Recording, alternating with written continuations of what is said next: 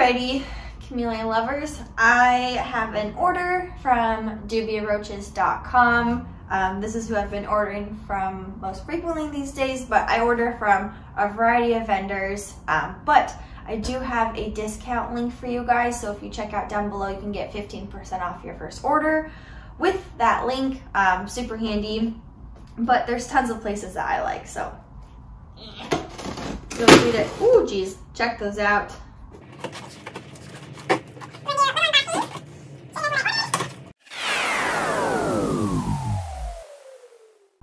I also asked you guys on Instagram what questions you had about bugs and chameleons, so I will be answering those while doing this unboxing. Unboxing videos I feel like can get pretty boring after a while. I mean, same old, so I figured I'd try and jazz it up a bit. So we'll start with the very first question. Which cockroaches breed well and quickly? So I don't breed any of my bugs, hence why I am unboxing this box of bugs.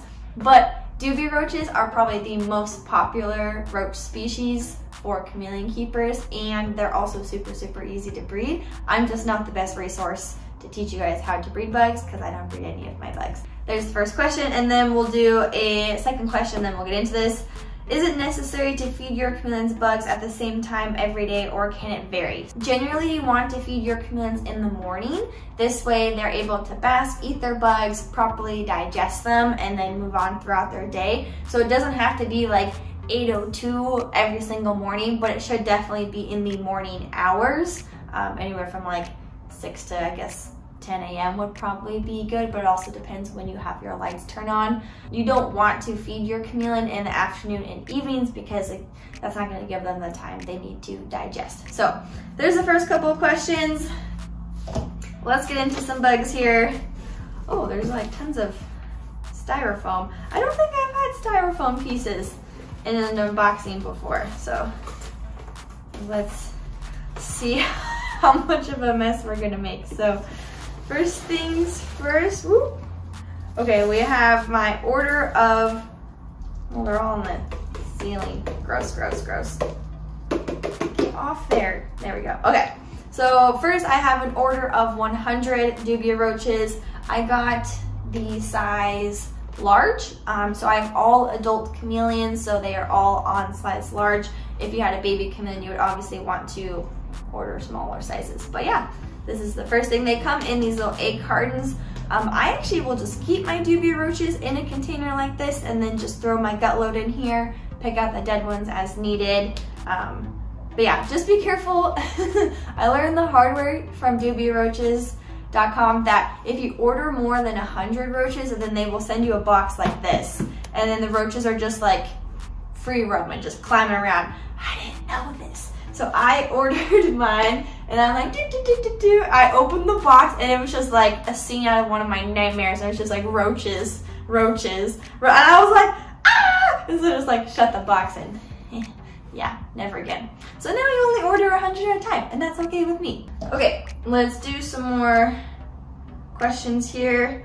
Can pinhead crickets escape through the screen on a chameleon cage? So it depends how big the screen holes are, but if you're doing like a dragon strand or a repti breeze or an exoterra or any like the big brand reptiles cages, then no, the holes are like teeny itty bitty. Now if you did like a bird cage or custom made with like bigger hold mesh, then yeah, the bugs will climb through. But stuff like this, they can't get through, even the pinheads. Do you gut load hornworms?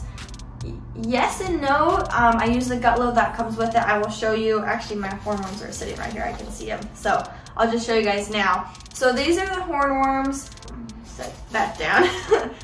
This stuff up here is the hornworm food. And then the worms have this little plasticky mesh to climb on, and then this is their poop, which I'll clean out once I'm done filming. Hornworms in the wild will eat tomato leaves or tobacco leaves. Tomato leaves would be toxic for your chameleon because tomatoes are toxic for reptiles. With worms that are bred for reptiles in captivity, we use like this commercial gut load. So this is what I use to gut load my hornworms, but it comes with it and they just kind of naturally eat it. If you run out of the hornworm food, you can usually purchase it separately, or what I'll do is I'll throw some carrots in there, and that's kind of fun because then all my hornworms have orange carrot poop. But yeah, so there you go. That's what that is. And so I did order, these are the medium, I believe the medium hornworms in the 24 count. So these guys grow super, super quick. I wouldn't recommend feeding them to your chameleon unless your chameleon's like 6 to 8 months old, just because they grow so fast that you won't be able to feed them off in time for your chameleon because they'll get too big. So these are a good treat bug, not something you should feed all the time. My Dubia roaches are my all-time favorite daily feeder. So favorite daily feeder, probably my favorite treat bug. But stay tuned. We have more bugs coming. Okay, a couple more questions. Crickets aside, what are best staples for Florida? Dubias and silk can't ship silk due to summer heat. So Dubia roaches are illegal in Florida and Canada. Yeah, in Canada. So I know Florida legal roaches that are super popular are discoid roaches and red runners. There are tons and tons of legal roaches for Florida, and I'm pretty sure Canada as well. But if you go to chameleonforms.com and just search in the search bar, Florida legal roaches, you will find tons and tons of threads and even some good contacts and people who breed their own roaches that would be happy to send you and sell you some roaches that are legal in Florida. So be sure to check that out and don't feel limited just because you can't get Dubia roaches where you live. The best way to feed bugs when you are grossed out by them. All right, I'm like the champ of being able to answer this question because that was like a big reason why I almost didn't get chameleons, being honest, because the live bugs freak me out. So this is why I'm a big fan of the Dubia roaches. As creepy as they are, they can't fly, they can't climb smooth surfaces, and that to me makes me feel better about feeding them. They're not noisy, they're not jumpy, they're not smelly as long as they don't poop a lot. So that helps me out. And then just knowing like this is a necessity, and using tongs. Give me 2 seconds, I'll go grab mine. If you don't have a pair of these, they're a game changer. I have them linked in my Amazon store along with other products that I use. What is that fuzz on there? So I don't use tongs to feed my chameleons because the tongs can actually damage a chameleon tongue. Like imagine they got their tongue stuck on here. I've seen way too many chameleons get their tongues amputated because of tongue injuries. Tongue injuries. Say that 10 times fast. So I just use these little guys to handle all the roaches and bugs and whatever. So I don't have to touch them. I don't ever touch the bugs, ever. They're disgusting, and that's fine. If you want to give me shade because I won't touch the roaches, I'm fine by me. I'll be the first to admit it. Like I don't touch the bugs, but I do use the tongs. So those things have made me feel better about dealing with the bugs and everything. And honestly, you just get used to it over time, if I'm being honest. And it's really cool to watch your chameleons eat and stuff. So, you know, you get over it. It's just, it's a lot. I know, trust me, it was a yeah, trust me. Okay, let's go fishing for some other bugs in here. Aha, okay. Oop, these are upside down. I don't even know what's in here. It just says 100. I know I ordered a few different worms, so let's see. What's it gonna be? These are superworms. Okay, so superworms are super creepy, in my opinion. So I think I ordered 200 of these. So there should be another container of superworms. The superworms are a good treat bug. They are a better option than mealworms. Mealworms are not recommended for a chameleon because of the high levels of chitin and their low nutritional value. So if you're looking for another alternative to a treat bug that's similar to a mealworm, I would recommend a superworm. And if you're thinking, but all I have access to, like local to me, are mealworms and crickets, this is why I buy my bugs online. So then I can get good pricing, healthy bugs, and I can get more variety of bugs. So I highly encourage you to look online and check out different places to buy bugs. Are grasshoppers good to give to a chameleon? Yes, I wouldn't recommend wild caught grasshoppers because you just don't know what they're carrying. But if you can find some captive bred grasshoppers, that would be amazing. I would love to get my hands, okay, shout out to anyone who knows any stick bug breeders or grasshopper breeders. I would happily pay to get my hands on some stick bugs, because how cool would that be to feed them to my chameleons? Also snails, would love to do that. I've yet to find anyone though, so if you know of any good places that I can buy from, let me know. You'll get some mad brownie points from me. Do your Dubia roaches always eat their food? Yes, they do. I feed a variety of things for my gut load. I also should mention I don't feed my Dubia roaches every single day. I gut load my bugs every single time that I feed them to my chameleons, but that doesn't mean I'm feeding all 100 of my roaches every single day. I feed them about every other day and then just like replace the food as needed, so maybe that's why they have more of an appetite. I've also found they like more of like the fleshy fruits and vegetables, you know, like the squashes and potatoes, like sweet potatoes, not regular potatoes, sweet potatoes, apples, things like that. And they will eat the leafy greens, collard greens, mustard greens, kale, etc. But I like the fleshier stuff. Let's see, exactly what bugs are fine to feed my chameleons. I just feed them mealworms. See, that's what I'm talking about. So again, not really mealworms. Everything that I'm going over is good for your chameleon. Things that I don't have in here are silkworms. I didn't get any silkworms today. I don't have any crickets in here. And I do have a whole video on what bugs to feed to your chameleon, but there's tons and tons of different bugs, and all of this stuff is good to feed to your chameleon. Just keep in mind some of these are treat bugs and some of them are bugs you would feed all the time. What's the best website to get the best bugs? So there are tons of great places. This specific order is from dubiaroaches.com, but if you go to the Chameleon Forum sponsors page, there's also tons and tons of great vendors there. I'm going to open it up to you guys. If you have a place that you highly recommend, that you love getting your bugs from, drop them in the comments so then everyone can go look and like, let's just share good places we've had good experiences from, because I know not everywhere is a good place to buy bugs from. So if you have any, drop them down below.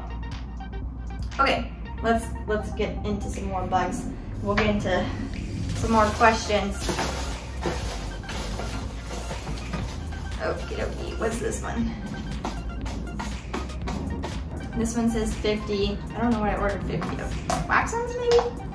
Aha! Waxworms. Okay, so these are a treat bug because they are high in fat, but I love feeding them to my chameleons, especially these will hatch into wax moths, which are a lot of fun to feed to your chameleon because they like flying bugs. And keep in mind that if it turns black, that's a dead waxworm. If it turns dark brown, that's going into its cocoon pupate stage and then will eventually turn into a wax moth. So just be careful how many waxworms you're feeding because they are high in fat, but you can feed as many moths as you want. All right, more questions. How many Dubia roaches is one small cricket? Like how many Dubias do you feed? So it depends on the size of the roach. It depends on the size of the cricket.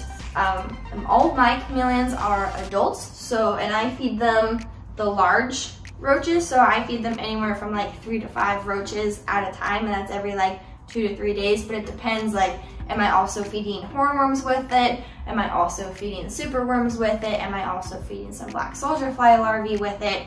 Like, there's no exact science for how many bugs you should be feeding, and every chameleon is going to be different, but what you can do is learn how to tell if your chameleon is a healthy weight, and I do have a whole video describing what an overweight, underweight, and healthy weight chameleon looks like, so then you can kind of know for yourself if you should feed your chameleon more or less. But if your chameleon is less than a year old, even less than 8 months old, then you want to feed them as much as they're willing to eat, and then around 8 to 9 months old, start cutting back on their food so they don't get overweight. How to store the bugs and how to not let them escape, please. So people ask me this all the time. I don't have like a magical answer. Like, I store my bugs in the containers they come in at room temperature. The end. Like, that's it. I don't have a special like process or a special formula. I don't keep them in refrigerators like some people do. Like, this is it, room temperature. Like, all the bugs come with the substrate that they do well in. Whoa, superworm, stay in there. Okay, like the superworms come with like this fluffy kind of oat looking stuff. I actually don't know what that is. Again, I'm not a bug expert. I just know enough to feed my chameleons. And then the waxworms come with this like wood chippy stuff. Right, it's based off of what the bugs need. So I just leave them in here and then take out the dead ones and then feed them as needed. So very, very simple. And they stay alive, so I don't have any issues. Do you think crickets or beetles are better? I'm gonna go with crickets. I don't know what you mean by beetles. But if you're talking about like superworm beetles, then I wouldn't recommend that. Crickets would be better. But if you're thinking crickets and roaches, like both are excellent feeders for chameleons. Do bugs have emotions or thoughts? You know, I'm gonna go with they probably do have thoughts. I don't know about emotions, but like honestly, I try not to think about it too much because then you just get like in this very deep, sad spot because like all these, like this bug's sole purpose in life is to be fed to my chameleons. And you're basically just watching them just like crunch, crunch, crunch, you know, I'm like, you see their, and then there's a wiggle, oh yeah, don't get emotionally attached to your bugs. Just don't do it, save yourself. Don't think about it, don't think about it. Best fruits or veggies for gutload. I do have a whole video on gutload, and I know I briefly talked about it in this video already, so feel free to check that out if you want some ideas on fruits and veggies to use. All right, more bugs. Oh, I think these are more superworms. Let's see. Ah! Yep, those are some superworms. These are very active in here. Maybe it's because they were upside down. Yes, another 100. I believe these are the medium superworms. Usually I try and get largest, but I think they were out of stock of the largest. But the size you get is going to depend on the age of your chameleon and how big your chameleon is. So the general rule is you don't want any bug that's bigger than the width between your chameleon's eyes. And then this is the width of the bug. So like a superworm's gonna be like very long, but they're very skinny. So that's okay because your chameleon's gonna eat them lengthwise, this wise, right? But you don't want to feed a roach that's like super, super wide and your chameleon's like this big, you know, so use your best judgment. And yes, chameleons can choke on bugs, that's the whole point. So definitely err on the side of a smaller bug versus a bigger bug. And let's get into some more questions. How often can we feed silkworms to our chameleons? I would say pretty often. Silkworms are a very healthy feeder if you can get your hands on them. They could be definitely a staple feeder, something that you feed to your chameleon regularly. If you gutload the bugs, do you still have to dust the feeders?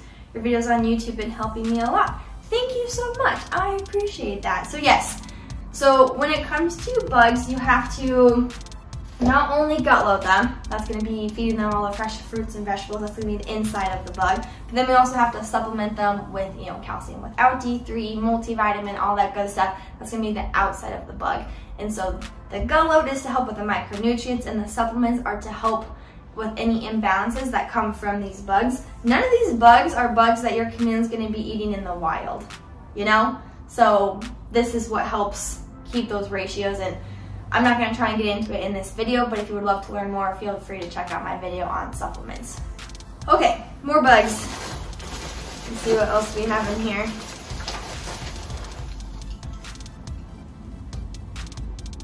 This is a little styrofoam. Okay, 200 count. I think these are my black soldier fly larvae. Oh yeah, and they're moving around like crazy. I don't know if you guys can see that. Try and make sure they don't fall out. So these are an excellent feeder. This is something that I would feed to my chameleons all the time because they're so high in calcium. So these guys have a bunch of different names. They can be called black soldier fly larvae, nutrigrubs, calciworms, phoenix worms. Those are all just like different brands, but they're all the same bug inherently. Like, yeah, there might be minor differences based off of the companies and whatever.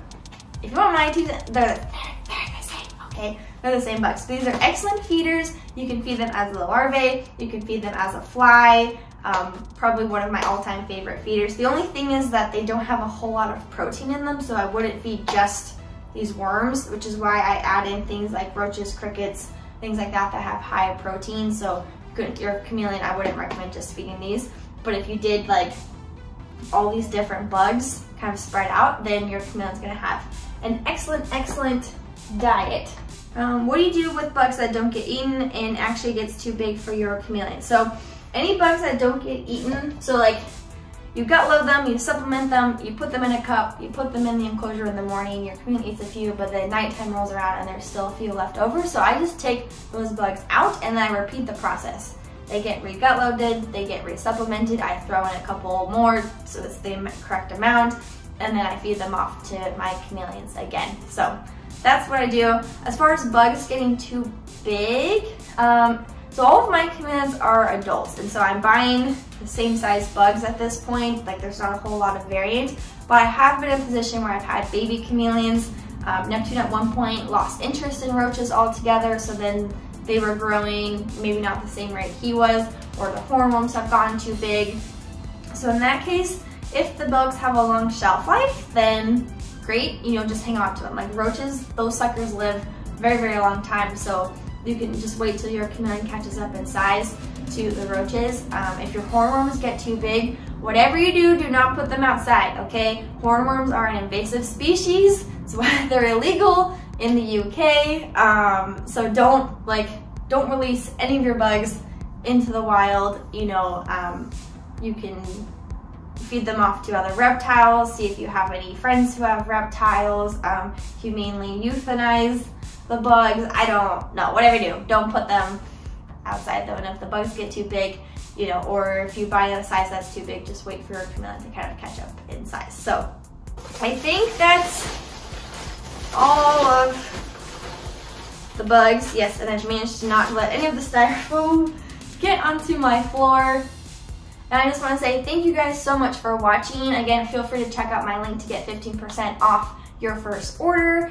And as a way to say thank you to you guys for supporting me and this channel, I'm going to give away a $50 credit to dubiaroaches.com. This is not sponsored, this is my money giving back to you guys as a thank you. So to participate, to be included in a chance to win that $50, just leave a comment down below with your chameleon's favorite bug, and then leave your Instagram handle so I have a way to contact you.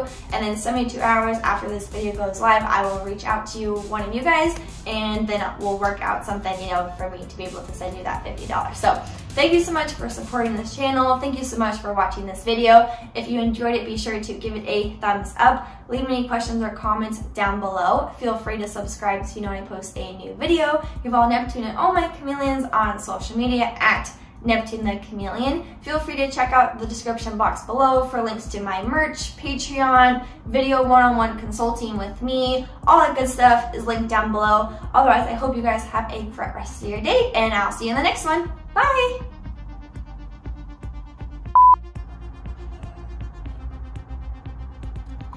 Ah! An escapee!